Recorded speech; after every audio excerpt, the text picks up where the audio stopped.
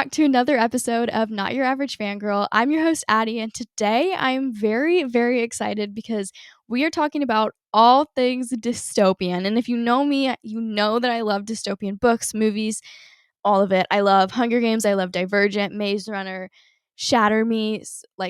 I just love all things dystopian. So I'm very excited to talk about it, like I said, and it's something that we've not really talked about on the podcast yet, so I think it's going to be a lot of fun. I asked you guys a bunch of questions, and I'm really excited. Previously on Not Your Average Fangirl. TV shows, I'm still watching Young Sheldon. Same thing I've said every past week, I guess, recently. I just think it's so funny, and I'm just enjoying it so much, so that's what I've been watching. I need to get back into Pretty Little Liars, desperately, because I kind of stopped watching it, and I also need to watch Roswell, New Mexico. So if any of you guys have watched that, let me know because I'm not really sure about it. But I know a lot of people really like it. So I don't know. Let me know your thoughts if you think it's worth it because I have to watch it anyway. But should I be excited? I don't know. And then for movies, I haven't watched anything new. I talked about Mean Girls last week, and I think honestly that was the last movie I watched. For music, I actually just redid my day-to-day playlist. I have more niche playlists. I have my Taylor one and my Harry one and my One Direction one and all of those.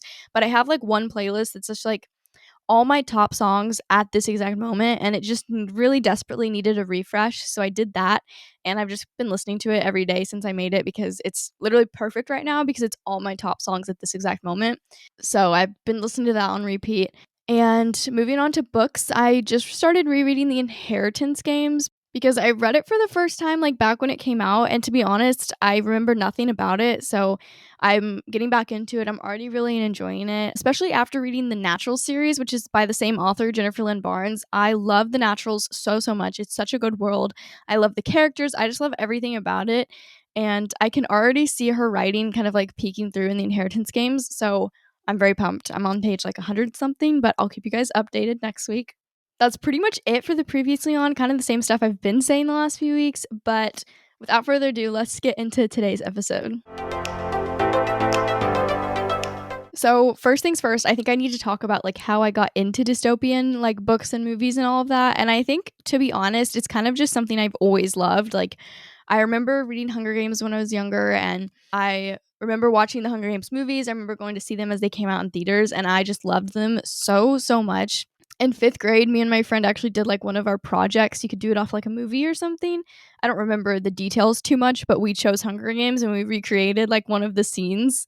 So I've just kind of always been a dystopian fan, and I kind of talked about this on the week before last episode when I talked about books, but the book that kind of got me back into reading, and I think it was 2020 or 2021, was Divergent. I read the Divergent books. I'd never read them before, and just really, really made me fall in love with reading again. So I've always been a fan of Hunger Games, but really Divergent is kind of what made me obsessed with dystopian books and movies and stuff again. So I feel most of the credit goes there. You guys pretty much know, but I just want to say all of the different dystopian books and movies I've seen or read. So obviously all of the Hunger Games, including the new one, all of the Maze Runners, all of Divergent. I've read all of Shatter Me. I read the Selection series pretty recently, actually. I think that might be it. Typically, I kind of go over some main points of whatever the topic of the episode is, but I asked you guys questions on Instagram, and you kind of all asked really, really good questions that covered pretty much all of the topics I would normally put first. So I'm just going to go straight into the Q&A section of the episode because there are a lot of questions, and there are a lot of really good ones, and there are a lot of really funny ones. So props to you guys. And as usual, if you don't follow me or Not Your Average Fangirl, it's notyouravagefangirl.pod on Instagram and TikTok. And my accounts are addison.brienne. So if you want to participate in a future Q&A or have your question answered on the podcast, go check it out. But let's just get straight into it. So the first question I have is, which dystopian society would I choose to live in? I had to think about this one. And I personally feel the one that I have the best chance of survival in is Divergent, because in Hunger Games, if you're in the games, my chances of survival are significantly less. And in the maze, also significantly less. So I think I have the best chance of survival in Divergent, so I'm gonna go with that one. Next, we have favorite Hunger Games character. So obviously, you guys know I love Peeta, but at the end of the day, Katniss is my number one. All of the credit goes to Katniss. She's my number one female book character just in general, maybe. I love her so much. She's strong. She's independent, and that's also why I love Peeta, is because he doesn't try and hold her back, or he knows that he's not as strong as her, and he respects that about her. But I just think that anytime I'm reading another book and the female character, like, isn't as strong as I want her to be, or even if she is strong, like, I always compare the female character to Katniss. I'm like, "Oh, I wish this character was more like Katniss," or, "Oh my god, this character is so much like Katniss." Like, I just feel like she's my, like, OG go-to book girl. It's always gonna be Katniss over the boys, and I feel like we need to remember that. And obviously, you guys also asked about my favorite characters from the other two. So next we have favorite Divergent character, and I feel like honestly, my favorite character in Divergent is probably Four. I love him so much. I think he's such a good character. He's got good backstory, like, and he also doesn't hold Tris back, and I respect that. And I love him. I think he's amazing. So probably him. And then we have favorite Maze Runner character. This is kind of hard for me because I'm not like as passionate about Maze Runner as I am with the other two. So I'd probably say Thomas. He's probably my favorite, but I love a lot of the other side characters too, but I'd probably say Thomas. Okay, and you guys know I'm very passionate about book to movie adaptations. So someone asked what my favorite book to movie adaptation was for dystopian movies. I think I have to go with Hunger Games. Catching Fire is probably like in my top movies of all time. I think it's so well done, and I think they really brought to life the book so perfectly. Like any adaptation, they're missing, pieces of information and stuff, but I just think they did such a good job. When you're reading the book and then you're thinking of the movie, it's like that's exactly what I would picture, and I think they just did a really great job bringing it to life and keeping all of the important information. And in general, even if you take the book aside, I think that it's just a really well-made movie, so probably Catching Fire, but like in general, Hunger Games. Plus, if I'm being honest, the Divergent movies aren't the best. Like, the first one is pretty good, but Insurgent and Allegiant were definitely a little questionable. Like, they're good, but in comparison to the book, I don't think they were as good. But I feel like Hunger Games really just kind of like perfectly captured what each book was like. All right, next we have favorite Hunger Games book. Kind of already said this, but Catching Fire is my personal favorite. Kind of the same concept as the first one, but we also get Finnick. And I mean, if Finnick alone isn't enough to make Catching Fire better, then I don't know what else to say. Moving on, we have favorite ship. So I think I'd have to say Tris and Four. I love them so much. Like I said, I love Four so much. And as much as I love Peta and Katniss, I don't think that they have like the same passion that Four and Tris have. And Four and Peta both do an amazing job at, like I was saying earlier, not holding the girl back. Like, they both kind of know that she is strong. She can do her own thing. Like, I don't need to babysit her, like, she's strong and independent. And so for that reason, both of them. But I like Four and Triss's dynamic a little bit better than Katniss and Peta, if that makes sense. And then, like I said, my favorite of the movies is Hunger Games, but my favorite book is a different story. If you remember, I was just talking about how Divergent's kind of like what got me back into reading again in 2020. And so I feel like I just have a different relationship with that book. Like, it's just a little bit more like meaningful to me just because like it was the book that kind of made me fall in love with reading again. So I'd have to say Divergent, but I love them all, okay? I love them all. Next up, for the first time in a while, we actually got a new dystopian movie, and it was in the Hunger Games franchise. So, if you went to see A Ballad of Songbirds and Snakes when it came out, like I did, let's talk about it. So, someone asked if I liked A Ballad of Songbirds and Snakes.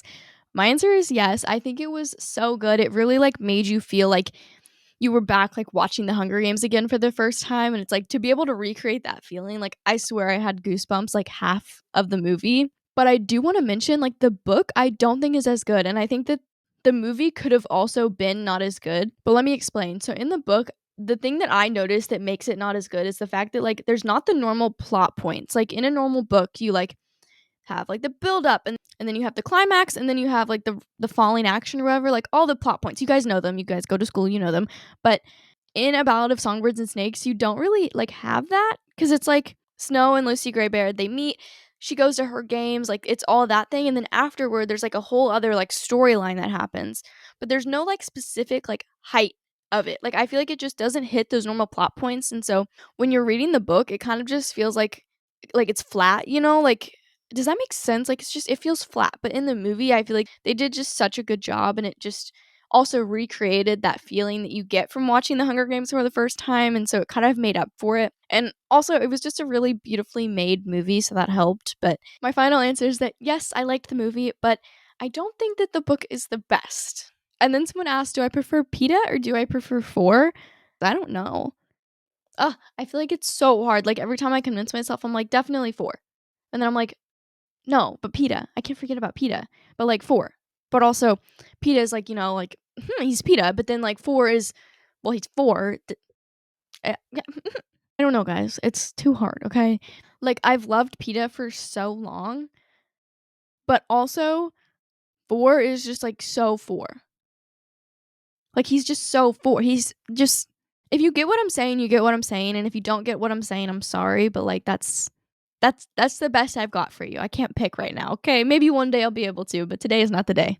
And then we already kind of touched on this, and you guys probably already know my answer because I talked about this in like my book episode. But someone said books or movies, just kind of in general. Do I prefer the dystopian books or do I prefer the dystopian movies? And I'm always going to say the books because as much as I love the Hunger Games, I prefer getting to know what's going on in Katniss's head, and I prefer getting to know what is going on in Triss's head. Like, I just I think you miss out on so much with the movies, as good as they are. I like to know what they're thinking. All right, and then we got another funny one. Someone asked, "Would I have survived the maze?" So I was thinking about this, and I'm like looking at the bigger picture. Like I'm 5'2", so I'm really small, and with the maze, like you see Thomas like sliding through small spaces. Like in that sense, I think I'd have a pretty good chance, and I'm pretty fast. Like if I'm running full speed, even though I'm tiny, and I can slip under doors and stuff like Thomas. But also like, am I capable of that? I don't know. I feel like it's maybe, like I think that I would have a pretty good chance, like, I might survive, but also like if something goes wrong, or like the goo that comes off of like the what are they called? Like the scorpion things? I can't think of what they're called. Like the machines that have like that goop all over them. If that touched me, if I got that goop on my hand, I would die on the spot. So like would I survive like the running and like that part of the maze? I think so. But if I came across one of those things, absolutely not. No. And like not even that I couldn't like escape it, but like if that thing got near me, that would be it. It would be over. I feel like my final answer is maybe. And then we did PETA or 4, but we have yet to do PETA or Finnick. I think I've got to go with PETA, but I love Finnick so much. I think he's such a great character and he deserved better. So I have to say PETA because he's the OG, but I do love Finnick so much. And then someone asked if I could bring back one character, who would it be? And so I was trying to think of all the characters that died. And on one note, I would probably say in the Divergent books, if you didn't know this, if you haven't read the books, at the end of Allegiant, which is the third one, Triss actually dies. And I would say for the books, I would bring back Triss because like her and 4 not ending up together was just like so heartbreaking for me. I think I was like 13 or 14. I was like 13 or 14, but like that was so heartbreaking for me because I loved them as a couple so much and I loved 4 so much. So Triss dying like screwed me up. I was so upset. And then when I watched the movie and she didn't die, I was like, like thank you because I hated her death so much. Like it made sense, sacrificing herself, but I would probably bring her back in the books. And then for the movies, I feel like the top 2 that people are going to think of is probably Finnick and Newt. And while I love Newt, I don't think I'm obsessed with his character as much as everyone else is. Like he's cute and he's good, but I'm more of a Dylan O'Brien kind of gal, so I'm looking at Thomas the whole time, but for me, that makes the answer Finnick. Plus, I really think that he deserved to live happily ever after with Annie, so I would say Finnick. And I was telling you guys why I love Katniss so much, so the next question is a dystopian pet peeve. So I have to say when the female main character is weak, not that there really like are that many. I feel like even thinking of books like Juliet is pretty strong, Triss is really strong, Katniss is really strong, but sometimes I'll be reading like a fantasy kind of dystopian book and the main female character will be weak and it literally drives me insane. I'm going to bring up Fourth Wing as an example even though it's technically fantasy because the fact that Violet is just like randomly like weak and frail and she can't harness her power literally makes me want to bang my head against a wall. Like it's so annoying. Why can't she be strong? Like I get if she needs to have like some little bumps, some rocky moments. She's having trouble harnessing her lightning. But it's really powerful. But it's like why is she just like why are her bones like easily breakable with no explanation? Like, does she have some kind of disease? Like, explain it to me. When I'm reading a dystopian book or like an action book, I want the girl to be a baddie, which is an excuse for me to bring up Powerless by Lauren Roberts. Oh my god, I read that. Did I talk about that last week? I think I finished it. I think I finished it after last week's episode. Oh my god, guys, I can't believe I forgot to talk about Powerless. Sorry, I was talking really fast. I do that sometimes. But I read Powerless by Lauren Roberts, which is like all over TikTok right now. The obsession I have, it's so good. The female main character in Powerless, her name's Peyton. She's a baddie. She's what I look for. She reminds me of Katniss. Like, that's the kind of character that I want. You know, and Violet is still pretty strong considering, but like getting back on track. My pet peeve is when the female main character is just like not strong or like she's randomly weak or I don't know. I want her to be a baddie. Okay, I was really excited about this one. Someone asked if I were in Divergent, what faction would I be? And so naturally, I went on Google and I searched up Divergent faction tests so that I could see what faction I'd be in. And I took it. And I think like my answers were kind of all over the place, but I guess the majority of them were Dauntless. So that is what I got. Apparently, I would be in Dauntless, which I guess ups my chances of surviving the maze. But I think it's just because I'm a very confrontational person. And I guess that's mostly Dauntless. But yeah, that's where I would be. Let me know what faction you guys are in if you go take the test or just if you can tell off the top of your head because I couldn't think of myself and try and figure out one I would be in. I was like, I need to go take a little quiz or something. Like, there's no way I'd figure that out. So let me know what faction you're in. Of course, we couldn't get through this episode without a Kiss, Marry, Kill. So we have Kiss, Marry, Kill with Finnick, Four, and Thomas. See, this is like when I don't think things through and I'm like, actually though, like, what am I going to do? Kiss, Marry, Kill, Thomas, Finnick, Four. Obviously, I'm going to marry Four. You guys know that he's my favorite, so I'm going to marry Four. That leaves Finnick and Thomas. No way. Kiss them both. I can't kill them. All right, this is kind of off topic, but I'm just incapable of choosing between two characters I really love. Like, sometimes I'll post videos and people will comment and they'll be like, oh, this character, and I literally, like, I don't have an answer. Like, I could not tell you which character I like more. Like, no matter how hard I think about it, I just have no answer. So I'm going to marry Four and I'm going to kiss Finnick and I'm going to kiss Thomas. That's my final answer. Thanks. Next, this question is such an obvious answer for me, but someone said Peeta or Gale. Obviously, Peeta, hello. Like, okay, even if you take the whole like Prim Reaper thing out of it, I'm still picking Peeta over Gale. Like, the whole concept of Gale's character is just like so annoying to me. He's like extremely hated on, and I'm gonna be honest, last time I rewatched all of the Hunger Games movie, I was like, okay, he's not that bad. Like, do I hate him? Yes. But is he like the worst thing on the planet? No. And I'm not saying he doesn't deserve hate, but I don't think he's like as horrific as we crack him up to be sometimes. But I still very strongly dislike him, and I'm definitely picking Peeta. You know how I was saying like Peeta and Four, you know, like they don't hold their girls back. Like, Peeta does not hold Katniss back. He knows that she's strong, like I was saying, and Four knows that Triss can hold her own. Gale does not know that Katniss can hold her own. Gale thinks that Katniss needs to like be protected and be saved, and she's a damsel in distress. Like, no, babe, no, she's not. Give her space. I could talk about my issues with him all day, but we don't have all day, so I'm gonna continue on. This one, I feel like we always get just like one really funny response in these Q&As, and this is the one for this time. Actually, there's two.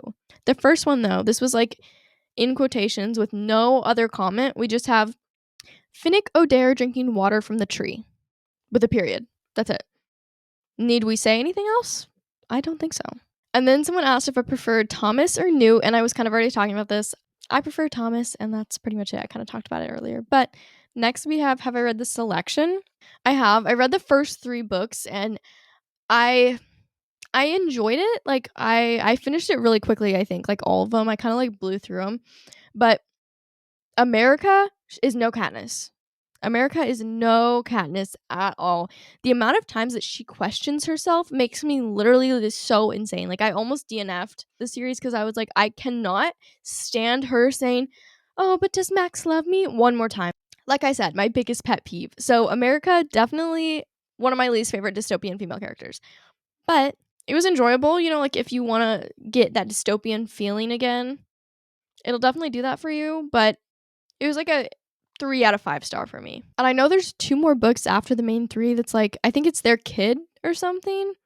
I don't know. They're not on Kindle Unlimited, so I didn't read them because I was reading it on my Kindle. Okay, next we have, do I like Teresa in Maze Runner? Absolutely not. I just rewatched Maze Runner like last week, and me and my mom like just constantly talking about how much we did not like her. Like, she would come on screen and we'd literally be like, get out of here. And kind of on the same note, someone said Teresa or Brenda. I'm gonna say Brenda. She annoyed me in the second movie, which was like the first one she showed up in, but in the third one I liked her a lot more, and frankly I would have been a lot happier with her and Thomas ending up together than Teresa and Thomas, because Teresa just made me so mad. Right, and going back to the Ballad of Songbirds and Snakes, someone asked, do I think that Lucy Gray Baird lived? And I personally, I think that she did. I think that, like, with the song getting passed on and stuff, I think most of the facts kind of add up to her definitely having lived.